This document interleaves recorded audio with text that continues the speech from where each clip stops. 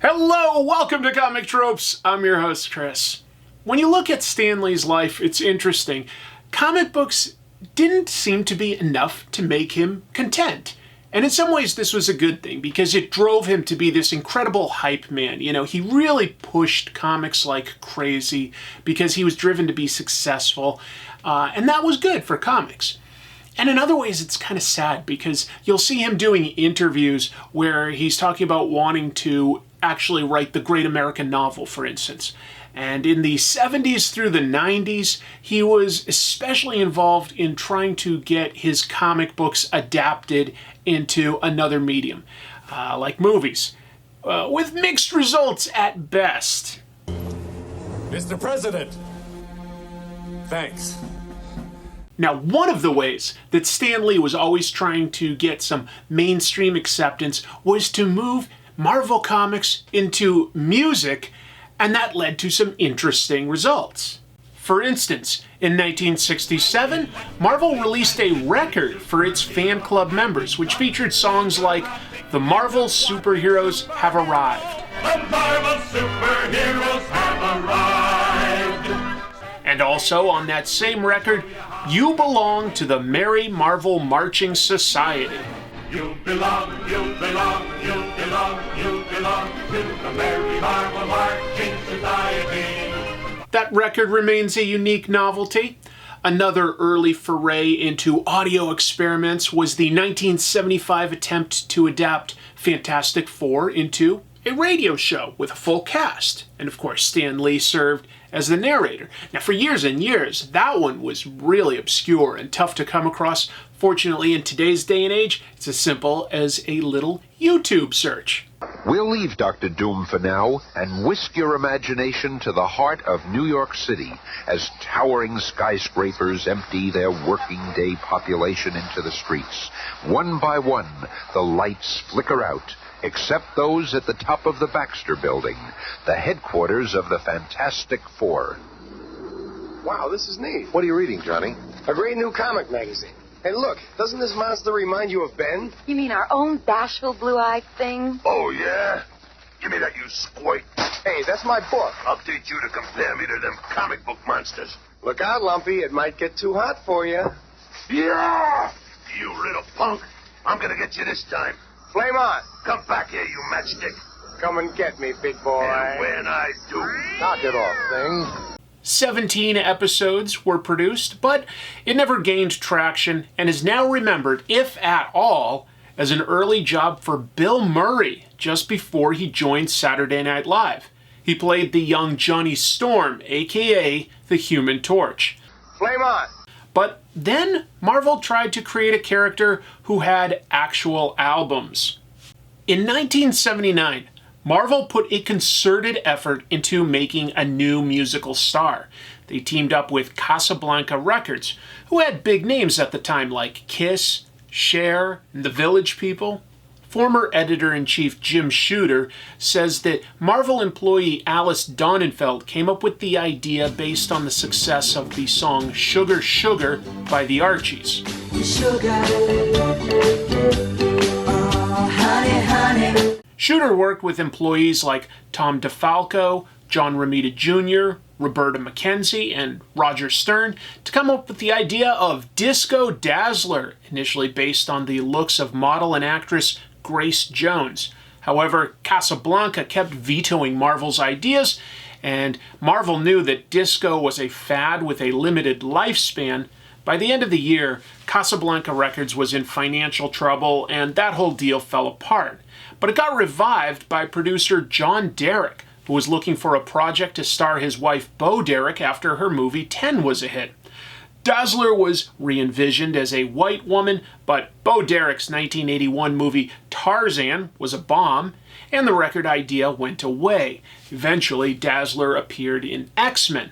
I've given you a highly condensed overview of some of these audio experiments because I want you to understand some of the pitfalls involved. And you'd think that after several failed attempts, Marvel would have learned their lesson and said, hey, let's just stick to comic books. But no, in 1991, Marvel tried again to create a musical superstar tied to a comic book. It involved a busload of talent, but it resulted in an album that failed to chart, a comic book that failed to sell, and basically just an embarrassment all around. I think we're going to have a blast looking at this one.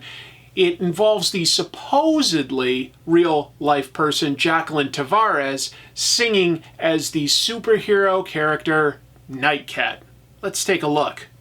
Now, there's nothing to really complain about when you look at the cover of this comic book. Marvel hired Joe Jusku to paint that, and he did a fantastic job. I think that it's an exciting look at Nightcat. It's a little strange that these little cute kittens are dancing around at the bottom, but whatever, it ties into the theme, and that artwork was even used on the cover for the album. Before I go too far, let's look at the credits here, and we can see that a lot of people were involved. Jim Salicrup and Barry Dutter are credited with the plot. Stan Lee himself wrote the script, so expect a little bit of outdated, clunky dialogue. Dennis Cohen did the pencils. Jimmy Palmiotti did the inks. It's one of his first jobs. Janice Chang did lettering. Gregory Wright is the colorist. Tom Brevoort, who is still working as an editor at Marvel. This is an early job for him as assistant editor. Bob Budiansky was the editor in charge of special projects at the time, and Tom DeFalco is listed as editor-in-chief according to Jim Shooter. Tom also helped create the idea for this character. The comic book itself starts with Nightcat running across a rooftop, a big splash page that gives us a look at her outfit. And I want to mention here that I am not going to really complain about the artwork. Dennis Cohen was the artist. Jimmy Palmiotti was the inker in one of his first jobs in the industry. But my understanding is that this comic was made in a very short amount of time. It was rushed, and I don't think it's fair to hold that against the artist. The outfit itself is very early 90s. We've got huge shoulder pads. We've got huge, long, wavy hair. We have a tiny little Nightcat symbol on both the breast and the headband.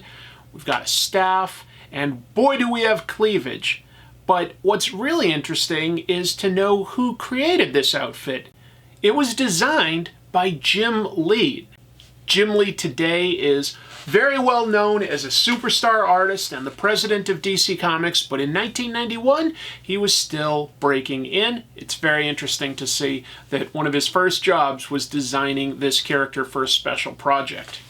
The story then jumps back 10 years ago to show little Jackie Tavares reading a comic book. Her father is obviously a police officer, and he says that, "I told you to put those comics away and go to sleep, kitten.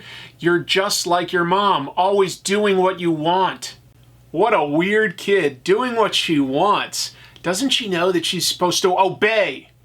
Jackie's father, whose name is Lou, then goes to talk with his wife, Beth, and he's surprised to learn that she's going out so late at night. She says, "I have to, dear. They're holding a new audition at the Rock Candy Lounge." "But you haven't been well, Beth, and all that stress together with your drinking. Please, Lou, you know how much this means to me." Lou instead slams the door on his wife.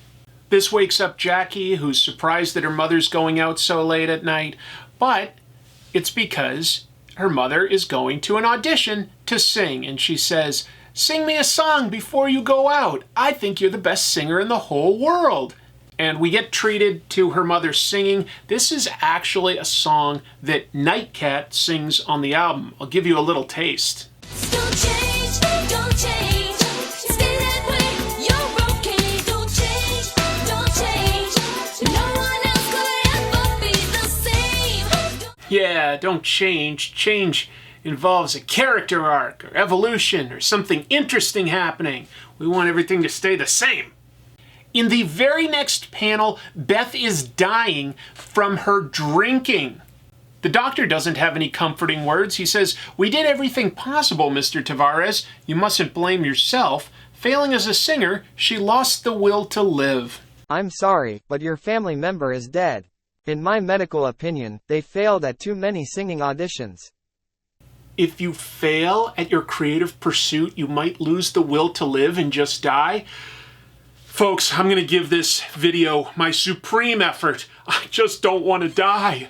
Lou has an interesting at best reaction, saying it was the music that killed her, the pressure, the disappointment. It must never happen to you. I won't let show business kill you too. We jump ahead a few years and Jackie is disobeying her father by daring to sing. And we get treated to another song from the Nightcat album. Of course, it's not quite as exciting to just read the lyrics as listen to this masterpiece.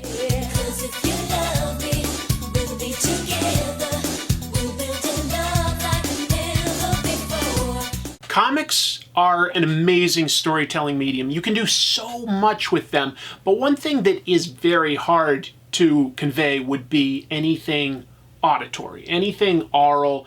It just doesn't really come across. Now, these days you can do interesting things. You could have, say, a QR code to a video, but this was 1991. They were really counting on you buying both the album and the comic. My guess is nobody bought either. We cut back home and Jackie heads upstairs after doing well with her report card. The phone rings. That's a rotary phone, by the way, which would have been pretty outdated even in 1991. Lou picks up the receiver. It doesn't even have time to say hello before he hears, "Jackie, did you rehearse the song we wrote? You'll be a smash.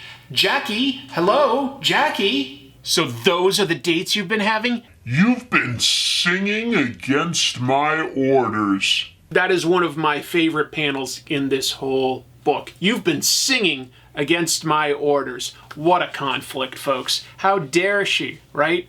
If you think that this might go in some sort of Footloose-esque direction where she's going to inspire people with her singing, no, it gets way more convoluted than that. We cut ahead another few years, and now Jackie is at college, and she's studying criminology. Her professor points out that your term paper was excellent, Miss Tavares. Have you studied criminology before?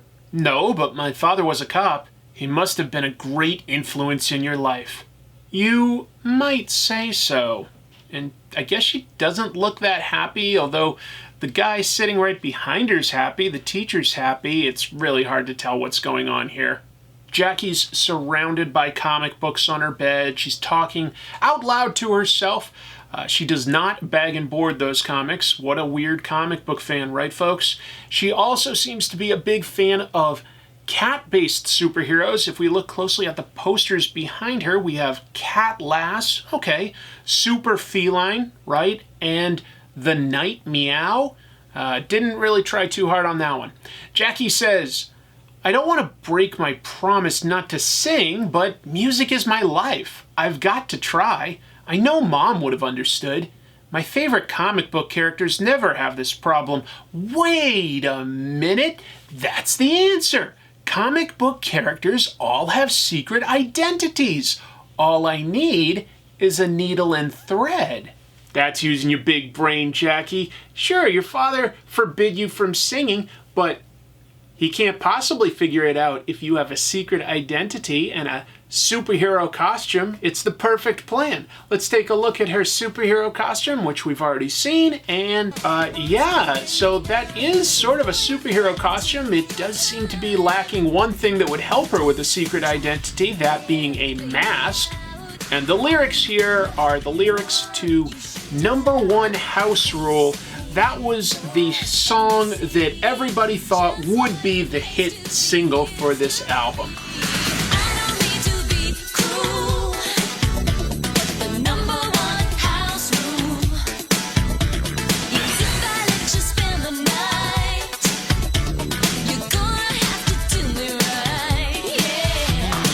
Apparently that was a contest because a man is pointing at her saying, "The winner by unanimous consent." That's how contests usually work. We go backstage and two old men approach Jackie. She recognizes them instantly as people from LMR Records. Not just people from LMR Records, the actual executives that ran that company, which I'm pretty sure they did not just walk in backstage unannounced to various music contests. I don't think that that's how it works. I'm pretty sure that they had employees that would scout talent. LMR Records, not a huge company. They are the people in real life that released the Nightcat album. They had Stevie B signed to them. He was a little bit of a musician in 1991. It's definitely not on the same scale as, say, Casablanca Records back in the 70s when they worked on Dazzler. The caption says within minutes, and we see that Jackie is ready to sign a contract. And she thinks to herself, I mustn't use my real name. Right, well that makes sense. I mean, Jackie's trying to keep her identity a secret from her father, and there's a great chance that Lou is at home looking over record contracts just in case his daughter's disobeying him. That could definitely happen. I don't know what name to sign. Your own, of course. By the way, what is your name?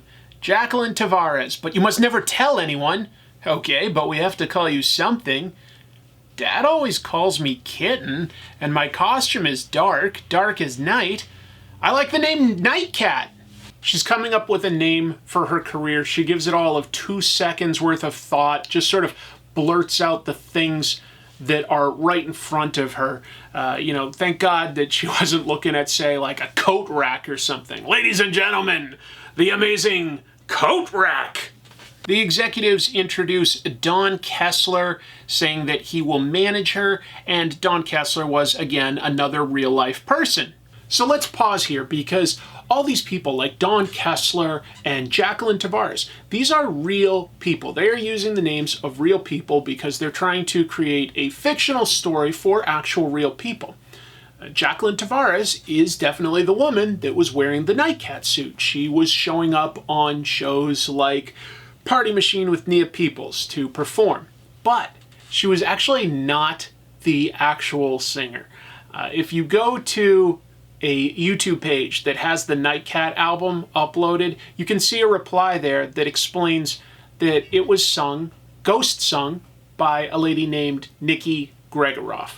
So I thought that that was interesting. Why even bother calling Nightcat Jacqueline Tavares? They could have made up this whole fictional character. This obviously isn't the real life of Jacqueline Tavares, but they still used her real name. We've got a real Milli Vanilli situation going on here. There's a little montage explaining to us that Nightcat has become very popular, and she thinks to herself, being a star isn't all that shabby. That is definitely an example of how Stan Lee always felt the need to put dialogue in explaining what was obvious to us as the reader. Back at home, Nikki speaks with her dad, and her dad explains that he's about to go undercover for a while, so she'll have to take care of herself for a few days. I am a pop star, I still live at home. And meanwhile, her manager, Dawn, helps her buy some sort of massive studio apartment, I guess. She loves it, she's dancing all over the place. He says, we'll install a recording studio for you too. The next day, we see that Nightcat is at a recording studio. It is not her home recording studio, and she sees a mysterious man with a scar walk by. She decides to snoop, even though it's really none of her business. She takes the case that he's walking around with, opens it up, and says, it's filled with white packets. Cocaine. I should have guessed. The whole studio must be a headquarters for drug pushers. But it can't be. The building is owned by Amanda Gideon, the famous millionairess. Well, I learned something. I thought that all millionaires were called millionaires, but no, I looked it up, and you can call women who have millions of dollars millionairesses. So, that's what I learned. Before Nightcat can return the case of cocaine, surprise, surprise, a big henchman grabs her from behind.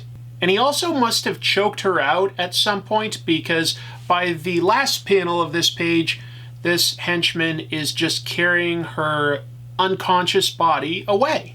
Now we meet the owner of that recording studio, Amanda Gideon.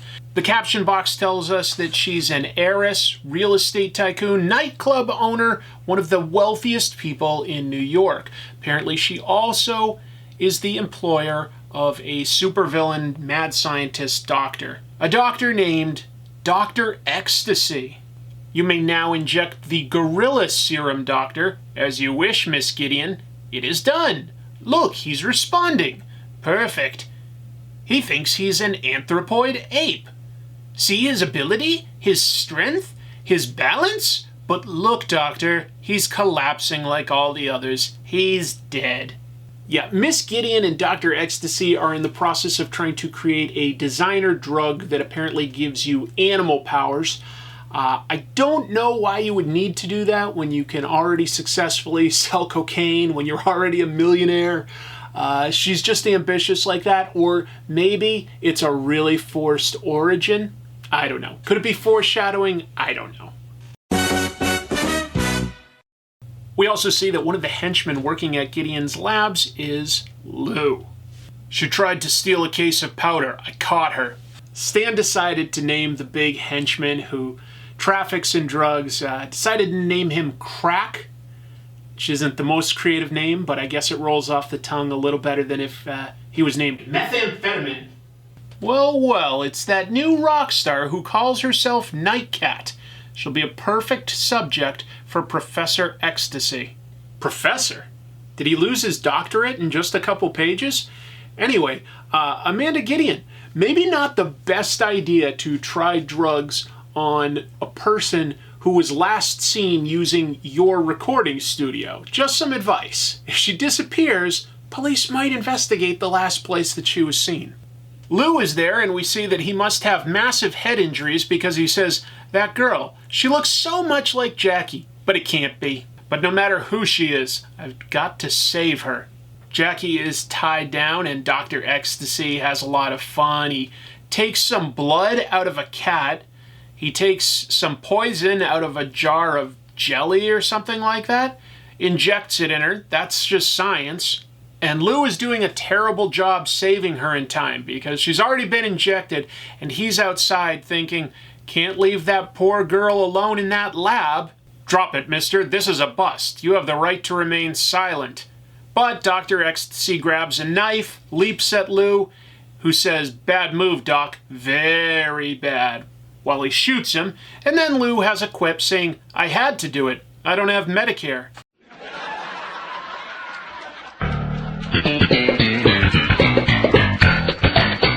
That's the best he could have come up with for a one-liner. He couldn't have said, knife to meet you, or take 2 of these and call me in the morning. That one would have actually been pretty good. Anyway, Dr. Ecstasy is kaput. Lou starts unbuckling the restraints on Nightcat. Some other henchmen burst in. He shoots at them and is instantly shot right through the chest with 1, 2, 3, 4, 5, 6, 7 shots. She shouts out, Dad! And as Lou is dying, he's not instantly dead for some reason, he says, I thought it was you, kitten. Gideon orders her henchmen to kill Nightcat, but then all of a sudden her fingernails grow. She has fingernail powers and jumping powers. Stop her, she can't. Wrong. The Nightcat can. No matter how fast she is, she can't stop a bullet. Ah, my face! I don't have to stop it, just misdirect it. Yes, she has house cat powers, and that allows her to be really fast and to grow her nails to cut people. The girl is more trouble than we thought. Let me finish her off. No, we have no time. The helicopter is waiting. Don't keep me waiting. Finish off a witness, keep your helicopter waiting. I mean, yeah, the decision is clear. You gotta go for the helicopter and just hope for the best. Nightcat takes out all of the henchmen and watches as Crack and Gideon head to their apparently military-grade helicopter. She kicks through a window in the first of what will become many crotch shots, makes a huge jump, but is not able to catch the helicopter. And then all of a sudden, after all of this fighting, remembers, Dad, he needs me. I've got to go to him. She was just planning on chasing down the villain on a helicopter. What was she planning on coming back an hour or two later to see if her dad was still alive? Dad, look at me. It's me, your daughter. I tried to save you. I did all I... Oh, Dad, open your eyes, please. Jackie, I never wanted to disobey you. I love you, Dad. Hush, kitten. I understand. You mustn't cry. You had to follow your destiny. Follow your heart. And then he finally succumbs to those 7 bullets through the chest. The police finally show up. Of course, they know Jackie because she's the daughter of a police officer. She tells them that Amanda Gideon was the brains behind this. What will you do about her? You don't realize what you're saying, Jacqueline. Miss Gideon is one of our wealthiest, most prominent citizens. Except for your word, we haven't a shred of proof against her. They're not going to take her word.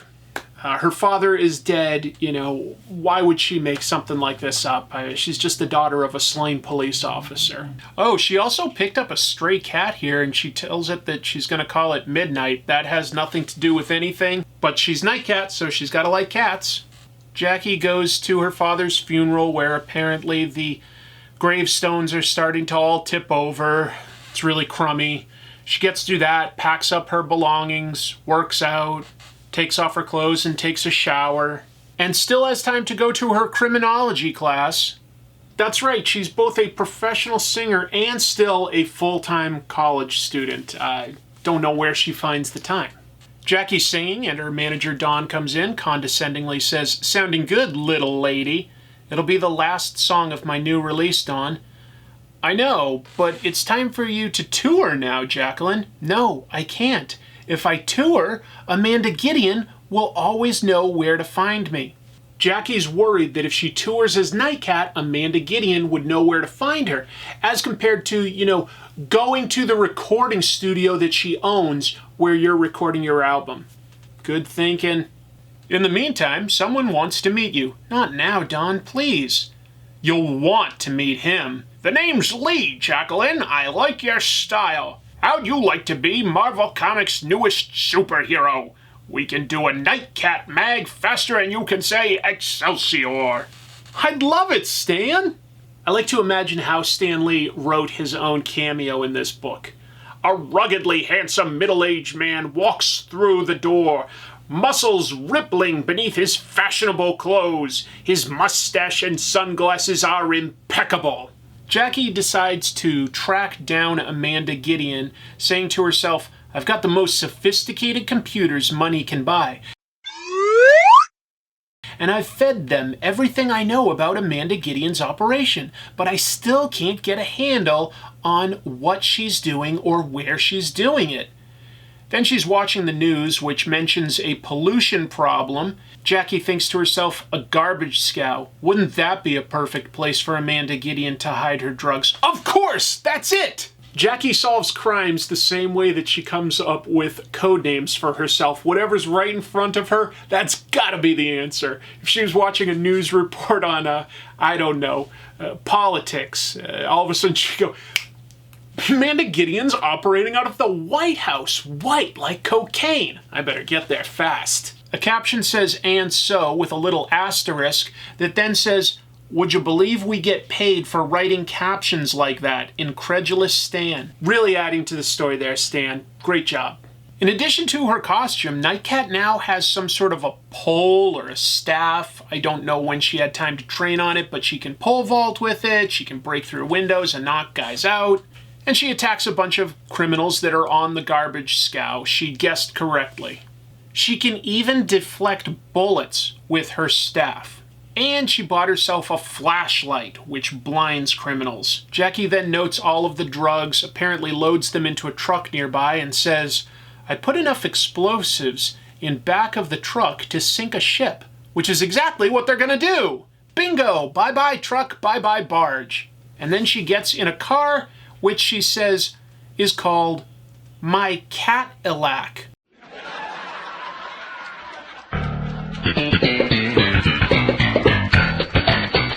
And at first I'm thinking, well, okay, she's rich, so I can buy that she could purchase a custom car.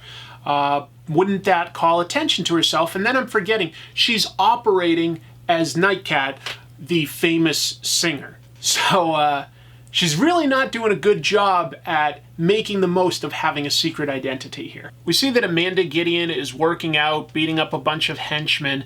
While that happens, she's getting news that Nightcat is slowly shutting down her illegal operations around town. And yeah, Amanda Gideon had no trouble finding Nightcat. She literally drops an invitation off at the recording studio for her to come perform at Amanda Gideon's casino.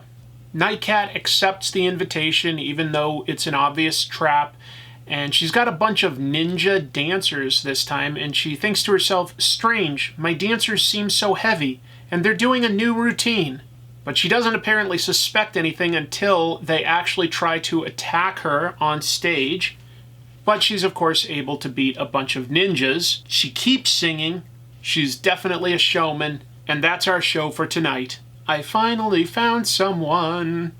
But backstage she's attacked again, this time by Crack, who throws her through the air. We get another crotch shot. And Crack is way more successful. He literally embeds a knife deep in her thigh. But Nightcat's only response is, now that was very rude. Crack apparently can swap out his metal arm for a metal drill, and that gives Jackie just enough time to pull the knife out and throw it at him.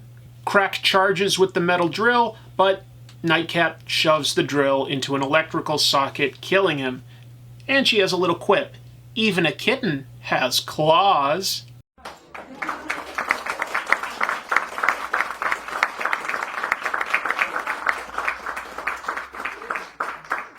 Yeah, but those claws are actually really, really tiny. It's adorable. If they try to climb up you, it's really not going to hurt. It's a kitten. A wave of henchmen join in. They should have probably started earlier to help Crack. Nightcat jumps over them and shows us all her crotch. That's the third time for those counting. And apparently she has a gas bomb now. This is actually a pretty cool shot. Nightcat climbs the wall to the roof outside. And she's lucky because Amanda Gideon happens to be there. They then engage in a fight. Amanda kicks Nightcat in the leg. Remember, she had a knife deeply embedded in that just a moment ago. But remember, Nightcat has a flashlight. She then uses a judo throw to toss Amanda over the edge of the building. Amanda catches Nightcat's hair, which I thought was a wig this whole time. Apparently not. Nightcat uses her claw powers to just cut her hair off and send Amanda Gideon plummeting to her death, with another quip saying, my act is strictly solo.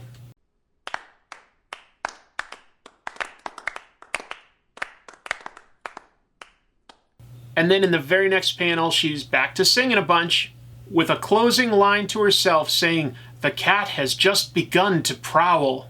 Nightcat presents itself as a fictional take on a real-life person, but as I said, Jacqueline Tavares wasn't even the singer of the album. Jacqueline Tavares was a model that fit the outfit. She was a Playboy model who also had a topless scene in the movie Tromeo and Juliet. That movie was the first movie credit for James Gunn, who went on to make movies like Guardians of the Galaxy. Nightcat had a lot of talent behind it. Jim Lee, Stan Lee, some really talented folks. But ultimately, it really doesn't work. And I think that when you focus on rushing out a project to try to snag an existing audience, in this case, music fans, you're not focusing on telling a good story. But I am really grateful because you end up with a beautiful disaster like this, which is very, very fun to talk about. Thank you so much for watching. I'll be back next week with another episode. Hopefully you will consider hitting like and subscribe. That means a lot to me. If you really like this show, maybe you'll consider joining my Patreon. The link is in the description below. For as little as $1, you can help support this show. Keep me as ad-free as possible. That's my goal. It would mean a lot to me. So hopefully you'll at least consider that. And I've got some really exciting stuff I can't wait to talk about coming up. I'm starting to feel a little healthier than I've been. My shoulder's doing a lot better. It's not at 100% by any means, but it's definitely got some more motion to it, so I'm feeling pretty good. Thank you so much, folks, again, and until I see you next time, keep reading comics. Thanks for watching this video. If you liked it, please consider hitting like and subscribe. If you'd like to support the show, there are merchandise links beneath the YouTube video, and you can always hit join on YouTube or visit Comic Tropes on Patreon to get access to special perks.